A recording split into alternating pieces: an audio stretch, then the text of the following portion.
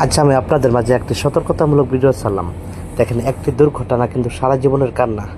একটা পরিবার থেকে একটা যদি লোক চলে যায়, সে পরিবার বুঝতে পারে যে সারাটা জীবন তার শূন্যতা পূরণ হওয়ার মতো কোনো কিছু পাওয়া যায় না। দেখেন, আমরা যখন আমরা হাইওয়ে রুটগুলো পার হই, আমরা একটু দেখে শুনে ফুটওভার ব্রিজ ব্যবহার করার চেষ্টা করব। এরকমভাবে আমরা দৌড়ি ছোটোছুটি করে পার না হয়ে একটু খেয়াল মতো একটু দাঁড়িয়ে সুস্থিরভাবে আমরা পার হওয়ার চেষ্টা করব। দেখেন, আমি যতটুকু পর্যন্ত এই ভিডিওটা করেছি, শুধু মানুষ বেখেয়ালিভাবে শুধু পার হয়ে যাচ্ছে। কেউ করে কখনো কারোর জানের মায়া করতেছে না। দেখেন, আমি আপনাদের মাঝে কিন্তু অনেক দূরে ভিডিওটা নিয়ে গেছি। সবাই আমার কথাটা একটু শুনবেন, আমার কথা একটু গুরুত্ব দিয়ে ভিডিওটা সবাই একটু দেখবেন। আপনাদের একটু সতর্কতা করার জন্য আমি এই ভিডিওটা করেছি।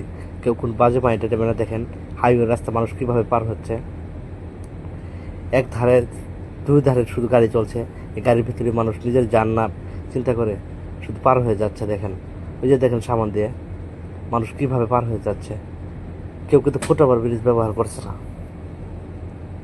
তাই আপনাদের কাছে একটা মিলিত অনুরোধ থাকবে, একটি দুর্ঘটনা কিন্তু সারা জীবনের কান্না। সেই কান্নাটা বইয়ের জন্য আপনার পরিবারে না আসে, এটাই আমি চাই। আমি দেশবাসীর কাছে একটাই শুধু বার্তা দিতে চাই, আমরা সবাই ফুটওভার ব্রিজ ব্যবহার করবো ইনশাল্লাহ। সবাই নিরাপদে থাকবো। সবার মঙ্গল কামনা করে ধন্যবাদ সবাইকে।